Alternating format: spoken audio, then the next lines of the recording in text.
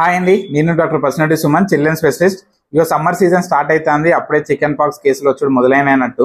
ఇక chicken pox అంటే తల్లైంది అంటారు కదా, గదే పోచమ్మ దేవుడు వచ్చింది అంటారు మన తెలంగాణలో.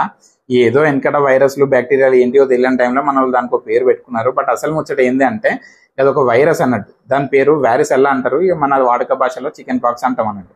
ఇక అది వచ్చుడే లేటు. మన యాపాకుల ఫ్యాన్స్కి పండగ. ఒకళ్ళు ఒళ్ళంతా రుద్దుండ్రు అంటారు, ఒకళ్ళు రసం చేసి తాగియండ్రు అంటారు. ఇక యాపాకులు పక్కన పెడితే ఇంకొంతమంది పసుపు ఫ్యాన్స్ ఉంటారు, ఒళ్ళంతా పసుపు పుయ్యాల్సిందే అంటారు. ఇక తిండి తిననియరు, స్నానం చేయనియరు. అబ్బో ఇక లెక్కనే ఉండదు ఈ పిచ్చి సలాలకి.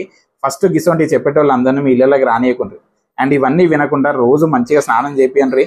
పిల్లలకు నచ్చిన ఫుడ్ పెట్టండి. జర వాటర్, ఓఆర్ఎస్, ఫ్రూట్ జ్యూస్లో ఎక్కువ తాగియండ్రి. ఏ వైరల్ ఇన్ఫెక్షన్కి అయినా కూడా ఇది చాలా ఇంపార్టెంట్ అన్నట్టు.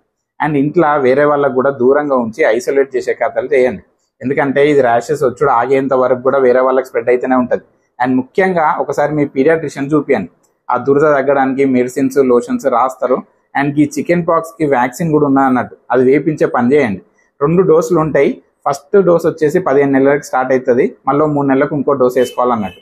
ఒకవేళ ఇన్ఫెక్షన్ వచ్చిన 72 గంటల లోపు వ్యాక్సిన్ వేసుకుంటే కూడా హెల్ప్ అవుతుంది. ఇట్లాంటి పనికొచ్చే పనులు చేయండి, కానీ ఇక యాపాకులని, పసుపని, పిచ్చి పనులు చేసి పిల్లల్ని ఆగం చేయకండి.